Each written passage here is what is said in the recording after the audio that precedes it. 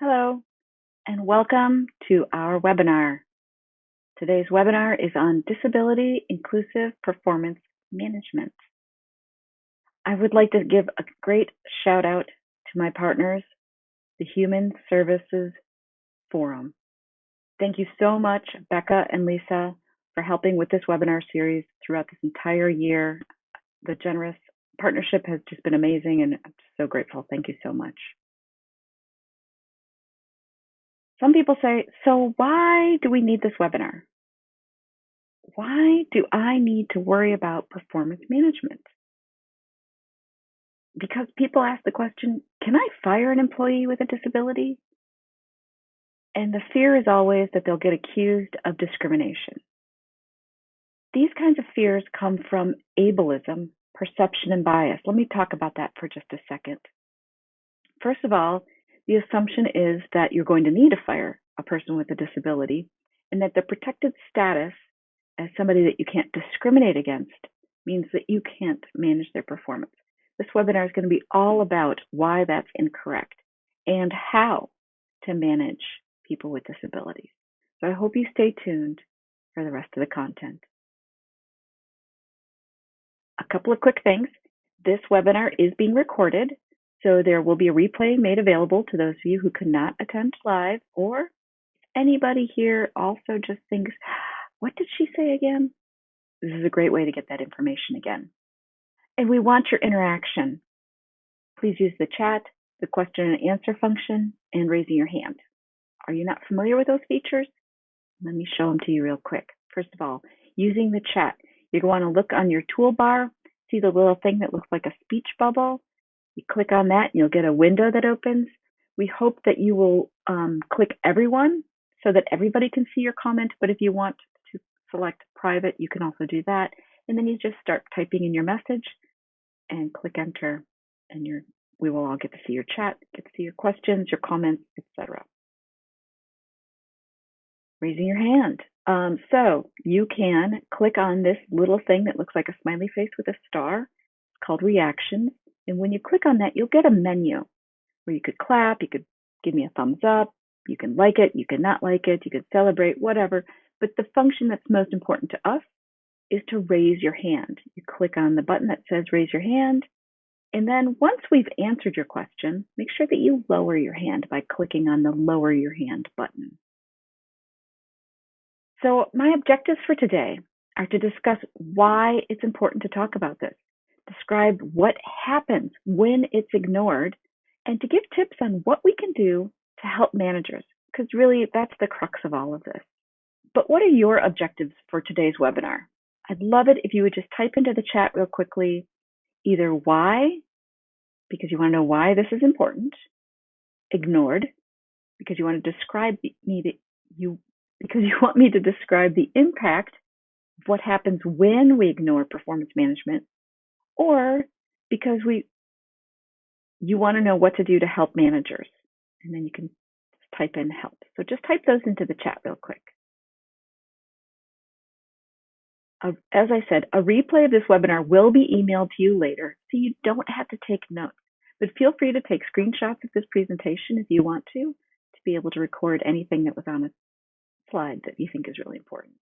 Okay, so in the chat, what we heard was that you were interested in making sure that we talk about why this is important and give you tips on how to help managers. So we'll focus on those two sections of this webinar.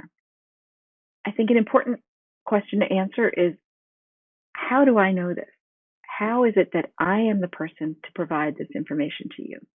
So real quickly, my name is Deb Russell, and I have been involved in the employment of people with disabilities for about 25, 30 years now. I say that hesitantly because I'm not sure I want you all to know exactly how old I am, but I've been doing this for my entire career. I started the first half of my career, those first 15 years, really focused on serving people with disabilities, helping them get ready for jobs or to get jobs. I helped people individually. I was a teacher for a while, a job coach, a job developer, and I also ran programs for job developers. I also ran a few programs for the state and for the city, to help those programs be more accessible to people with disabilities and make sure that they were serving people with disabilities so that they could get jobs.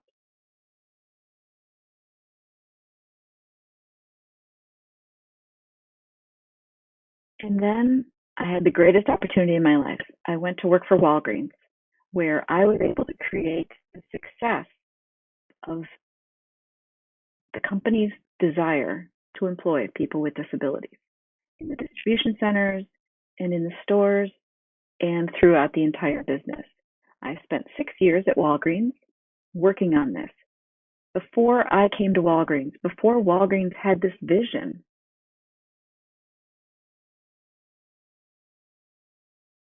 no other companies had taken this on as a corporate-wide initiative.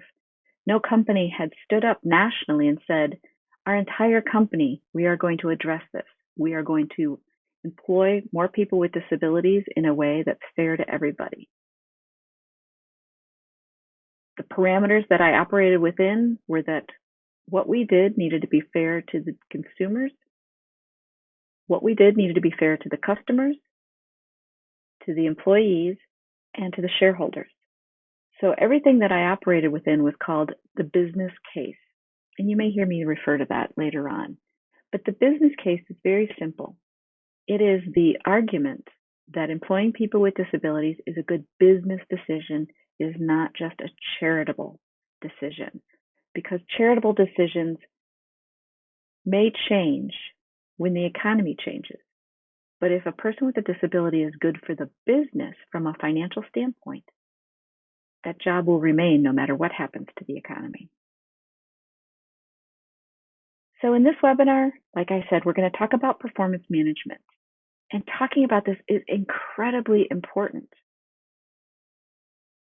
The metrics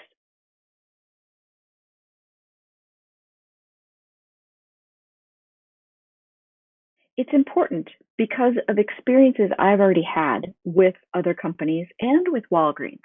I'll tell you a quick Walgreens story. So when I worked there, I was responsible for all of our efforts to employ people with disabilities. And like I said, that started in the distribution centers and then moved to the stores.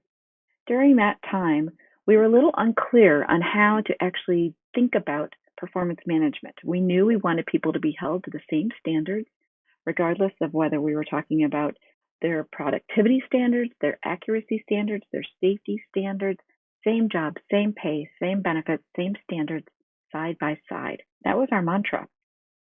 But we were still a little unclear on how that was going to happen. So it was my responsibility to look at every situation we had, thinking about terminating an employee with a disability, and to gauge whether or not there was something we could have done differently to have that person be successful. Were there accommodations we needed to be considering, or training, or anything like that? So we were really looking at how do we make sure that we're being a good employer of people with disabilities and that they're being managed fairly, just like everybody else in the workforce. So I got a call from a manager, and he said, we've had this person for a while and we do need to let her go. And I asked this question, well, tell me a little bit more. Why are you letting her go? And he said, well, she violated our rules about professional standards. And we had a policy saying that everybody needed to treat everybody professionally and have professional conduct.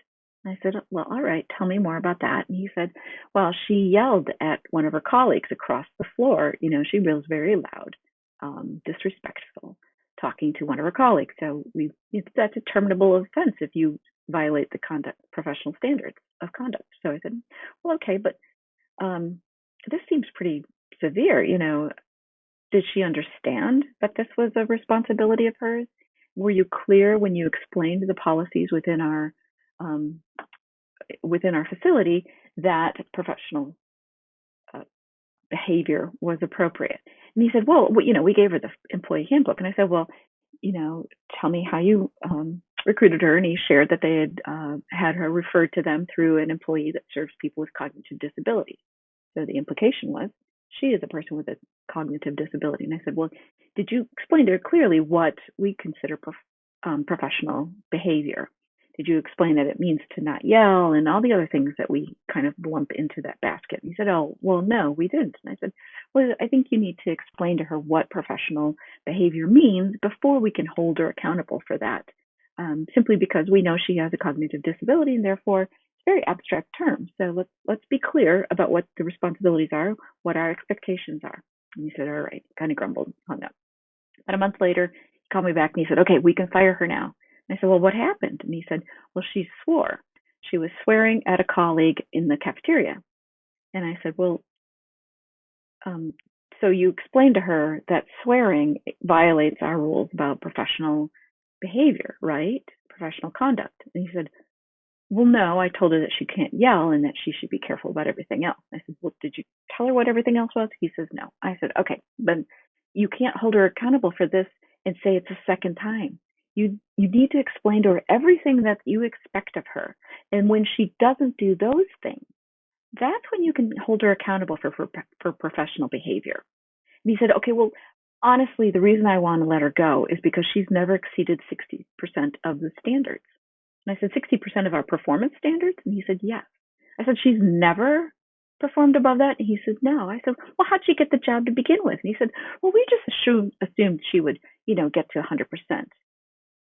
I said, well, okay, this is a very different discussion. You need to set clear goals for her, step up goals, and then you need to do everything you can to get her up to those goals. And when she doesn't achieve them, that's when you can terminate her.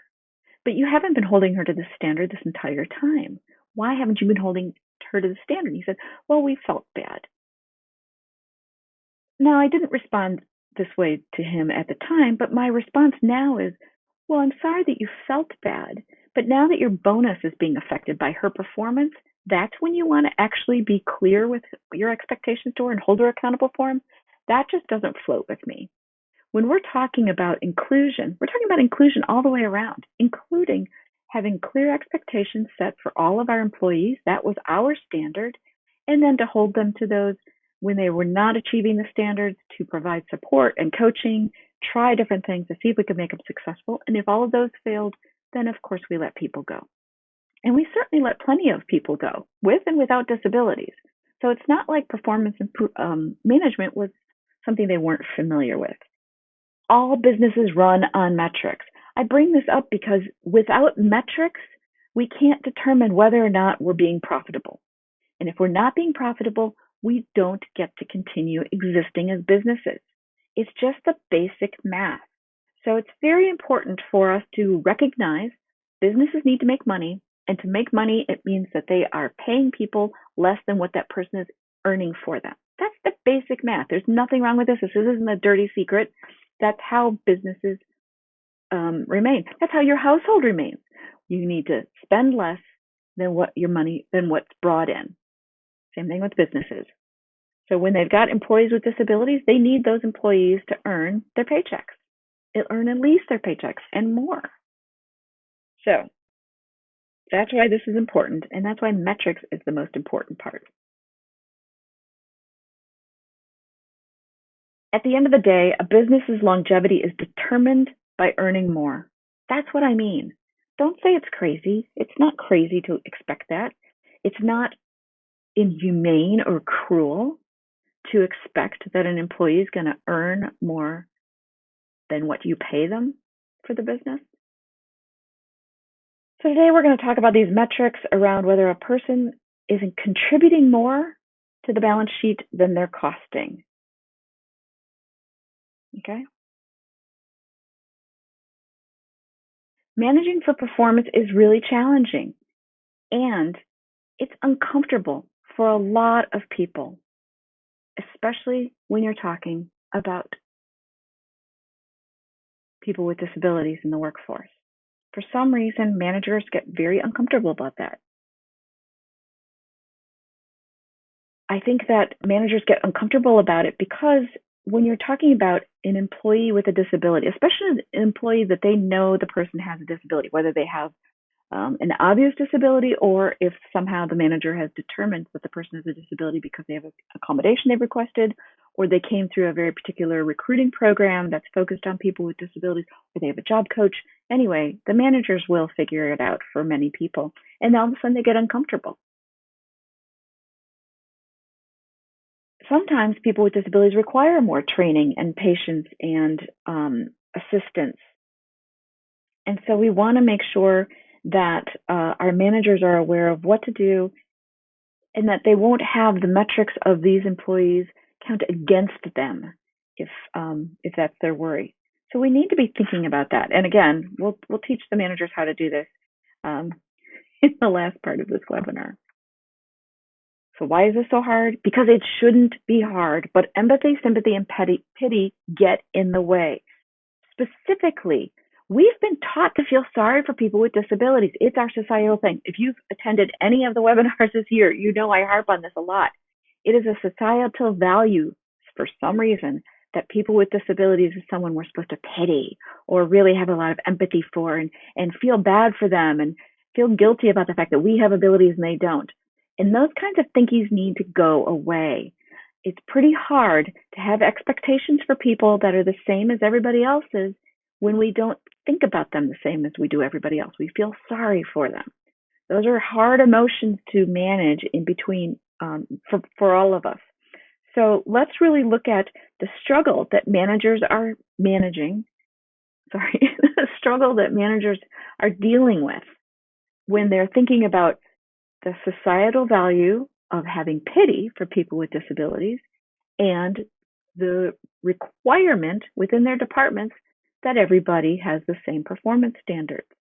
And what has to go, because one of those has got to go, it's the one with the feeling that this pity, that we have to have pity for people with disabilities. We should not have pity for people with disabilities. We can have empathy. Empathy's great. Pity, no. Sympathy, no. People with disabilities are in those jobs because they've earned them. They've demonstrated their ability to do it, and therefore, if they don't continue to demonstrate that, we need to send them through the same system we send to everybody else. So I'd love it if you could type into the chat right now, what experiences have you had with managers who are struggling to provide strong management to employees with disabilities? What do you think causes this hesitation?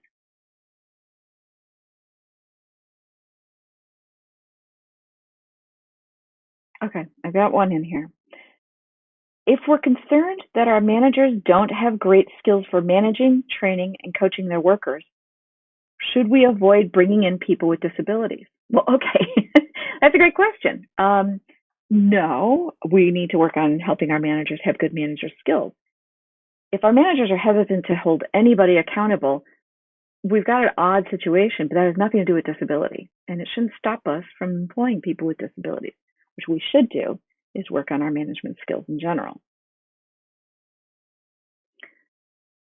What do you think causes this hesitation? I think we've talked about this. It's that feeling sorry, that pity that we have. Somehow we look at people with disabilities and we think lesser of them, or we don't hold them to the same standards. We don't have high expectations for them, and that's what we need to fix. And the managers will manage everybody exactly the same way, including people with disabilities. It doesn't become a disability issue. Okay, I don't see anything else in the chat, so we'll keep going forward.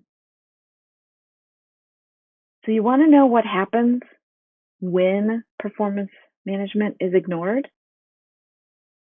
It's very simple. Because it's obvious to everybody, your coworkers, the other employers with disabilities, the other employees with disabilities, other managers, employees' families, employees' disability supports people, the employee with a disability, everybody can tell. This is obvious to everyone that you're not holding people with disabilities or particular employees with disabilities to the same standards as everybody else. And that means performance declines. Your employees are going to say, well, why should I bother to try harder if that person's not being held accountable for it? So we always want to treat everybody across the board the same way, or everybody sees it and says, well, if they don't have to be held to that standard, why do I have to be held to that standard? Same with the employees' parents who say, well, how come my son or daughter is not being held to the same standard as everybody else? That just doesn't make sense. You're not treating them fairly. Other managers are going to see that and say, oh, well, if they're not going to hold them to standards, I don't have to hold them to standards. It goes on. We need to be very cautious about how we're allowing managers to continue to treat people differently. It feeds resentment. I have worked for so many companies where a manager has let something slide, has felt bad about making sure that people with disabilities are held to the same standard, so they give up on it. And every other employee says, "Well, why should I bother?" It just degrades everything.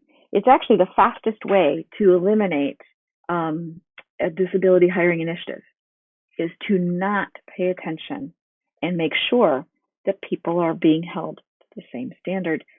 It also creates this kind of you have pet employees and they're being treated in a very different way, or that people are getting away with something. So again, these are things we want to avoid. This is why it's so important that performance management is managed. I think fear is the next thing. Fear is it's this assumption that somehow it's a negative thing to provide performance management to an employee. It's punishing them instead of trying to provide development to them, trying to help them be successful. So if your managers provide feedback in a very negative way, I can understand their fear. But if they're managing people as we want all people to be managed, it means we're trying to help them be successful. Hold on.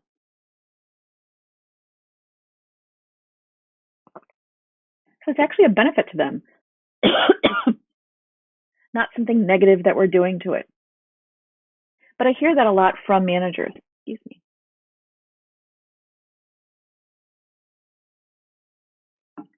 They're afraid to hold people with disabilities to standards.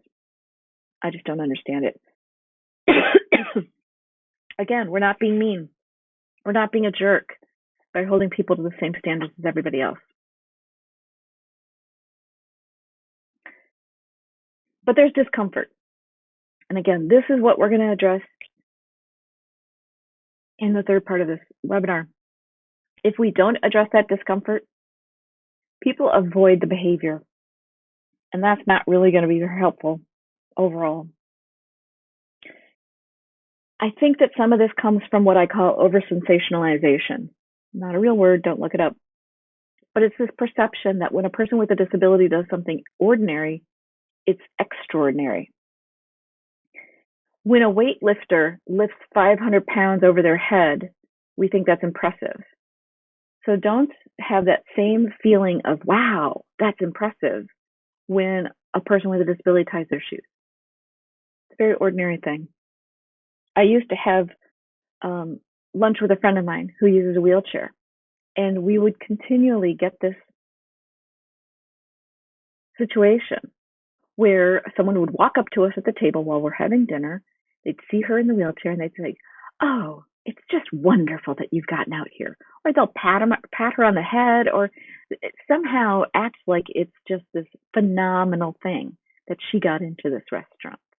And so we get sarcastic with our response because it's very rude, and it's very inappropriate.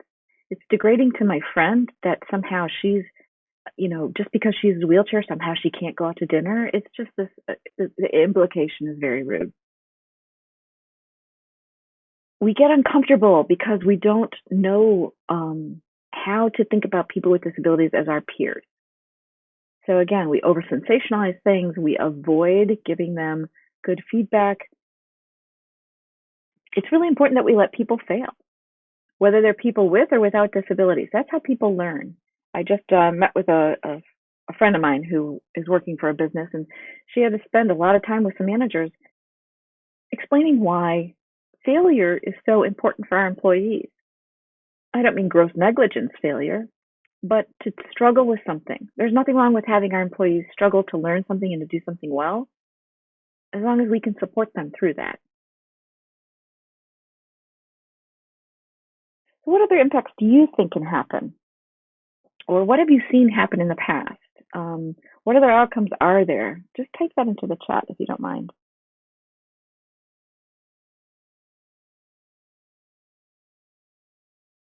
Oh, okay. This one's a good one. So I had a friend, this is what's in the chat. So I had a friend who was a manager, and somebody with a disability didn't call and came in late. And my friend didn't want to say anything because they thought, oh, maybe this has to do with the disability. So I shouldn't say anything. I don't want to, violate their HIPAA rights or anything like that. So I'm not going to say anything. And then it became a habit. And that person almost every day was starting to come in late without calling first. And eventually that person had to let them go. And she always held that inside her, that perhaps she should have held that person to the standards. They wouldn't have lost out on their points. I think that's a pretty interesting point. That feeling of regret that you hadn't held the person to the same standards. So let your friend know we appreciate her lesson. So how do we help? How can we help our managers do a better job and change the outcome? Make sure that we don't have these regrets. So first of all, be clear. Help your managers be clear with their employees, all of their employees, whether they have a disability or not. What are the expectations? What are the standards? Providing accurate and appropriate information about what you want from each employee or what your managers want from each employee. If your job is in HR and you're training the managers, here's the tip. Make sure they're being clear. Make sure that the company's being clear. What are the expectations? And don't just hand them something in an employee handbook. You need to have a conversation. You need to really ensure that they understand what you're talking about when you're saying this is the performance standards. What does that mean? What does it look like? Make sure that they understand and that it's clear. Second tip, make sure that the managers are giving feedback. If somebody is doing something wrong, you need to be letting them know that. You don't have to be a jerk about it, but give that feedback. Tell them whether they're meeting expectations or not. You can post things up on the bulletin boards. Here's where everybody is in our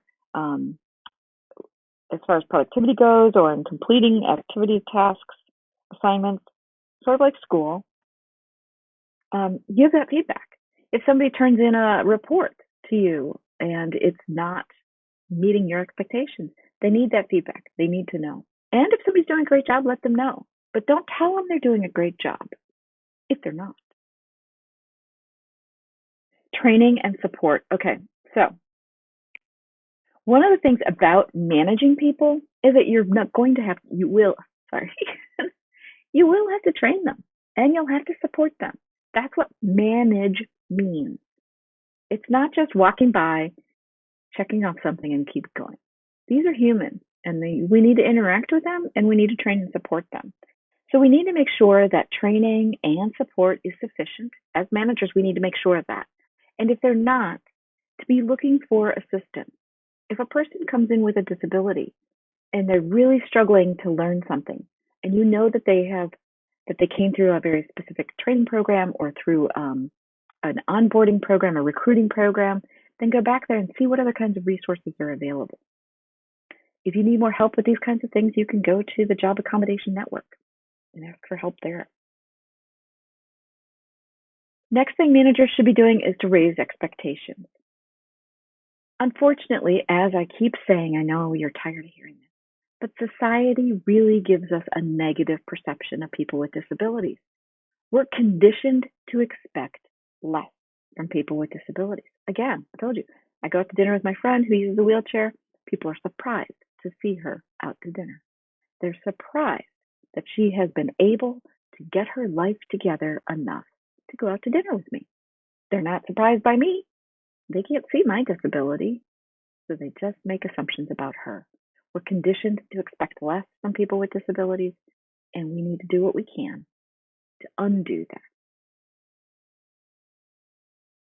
Primarily because it's not reflective of what people with disabilities are capable of. One of the biggest lessons we learned at Walgreens was that if we have high expectations for people with disabilities, they will achieve them. They will rise to those expectations. When we had low expectations, that's what they rose to.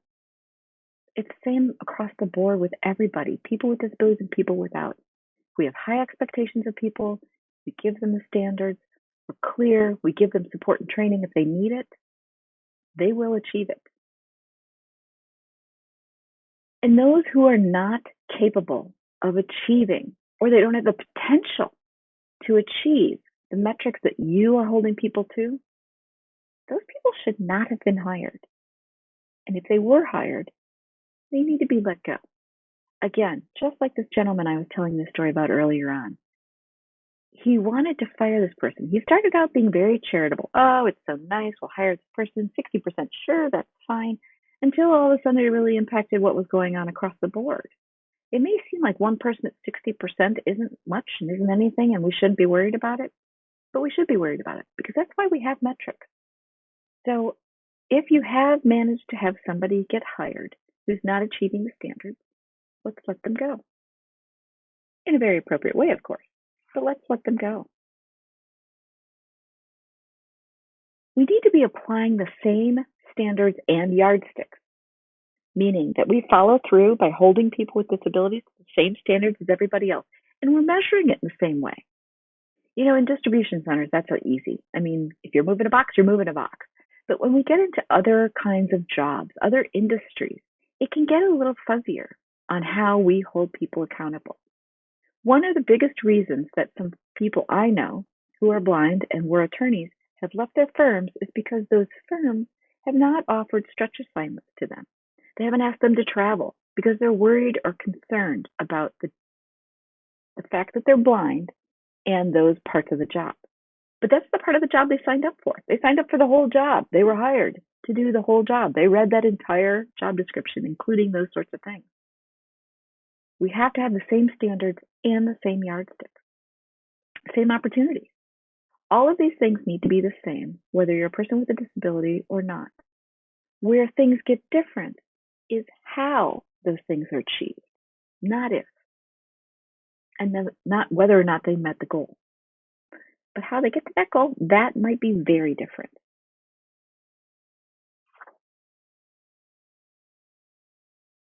Okay, so I have a question here.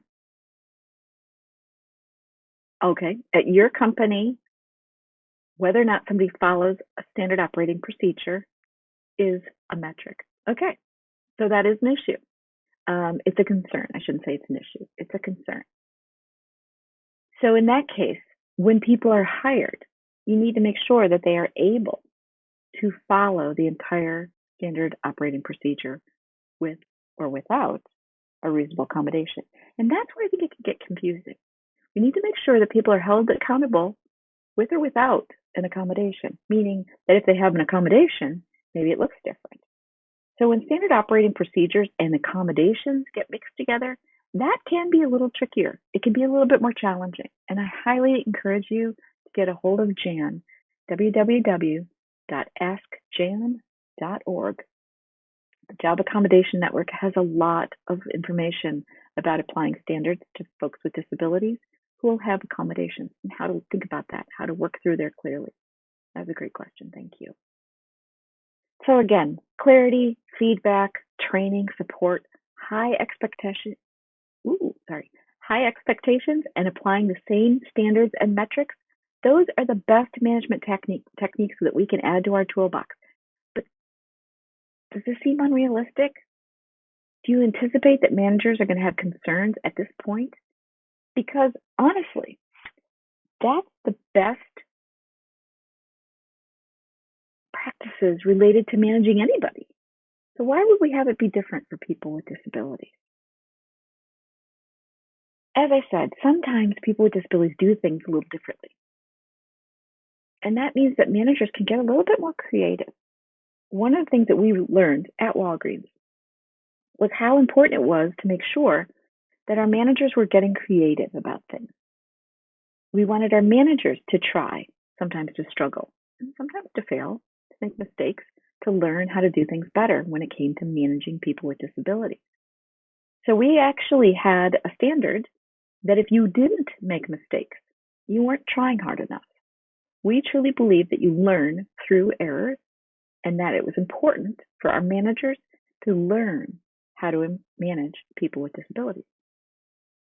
So we gave permission. We said, okay, you made a mistake. let's fix it, move on, don't make the same mistake twice. But we actually had the expectation that the managers would make mistakes. They weren't making mistakes. They weren't trying very hard.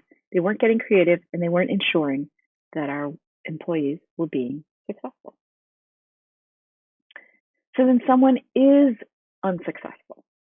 You want to use the same progressive discipline or performance improvement mechanisms, whatever you call your policies and procedures, the same as you do for everybody else. You want to give coaching and feedback. That's definitely a best practice, no matter what kind of industry or setting you're in. You want to document the failures to achieve the standard, whether we're talking about attendance, timeliness, productivity, accuracy, quality of reports, whatever standard you have for their jobs. You want to document that they're not achieving that. You need to document these things. That's a very important part of management, is documenting when people are unsuccessful and what you're doing to make them successful. And then you want to provide those supports, those second chances and transfers. Where would they be better suited? But again, we're going to do this for everybody, not just for people with disabilities. And finally, after all of those steps, and does that seem too much to ask of manager? Sounds to me like it's managing. Then you can fire them. That's simple. People worry about whether they can fire people with disabilities. Remember, that was the beginning of this webinar. I don't want to hire people with disabilities because I don't know if I can fire them. Well, of course you can fire them. You can fire them after you've made it clear what the expectations are, when you've trained them, ensured that they have the same supports as everybody else, when you've provided clear feedback, and you've documented it all. Then, yes, you can fire people with disabilities. When I worked at Walgreens, we were starting our initiatives. One of the questions that Walgreens asks for any project or initiative, not just for this one, is what does success look like for us? And I started out saying, I think success is when we stop talking about people with disabilities as a different part of our employee base. But as we went on, I quickly realized a closer measurement of success for us was when we were firing people with disabilities for cause, just like we were firing people without disabilities for cause. It may seem harsh, but when we had our first termination of a person with a disability, again, for cause, they just did not achieve the standards despite the coaching and the training, I celebrated that. I said, this is real management. This is real employment. This is real inclusion.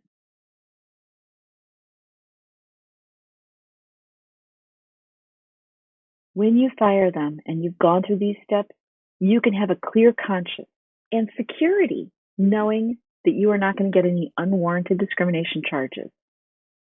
Or maybe you'll get them charged at you, but they're not going to stick. Everybody will know that you've done it. You've treated them like everybody else. So this is the October webinar. The first 6 were focused on strategy and some of these tactical things like etiquette, accommodation, self-ID. Those are all things that kind of circulate around this. And since then, we've been talking about the real, how do you do it? The sourcing, talking about sourcing and hiring, and then talking about partnerships. We talked about management in the earlier one, and now we're talking specifically about performance management, not just management in general, not just getting the managers on board, but the performance management.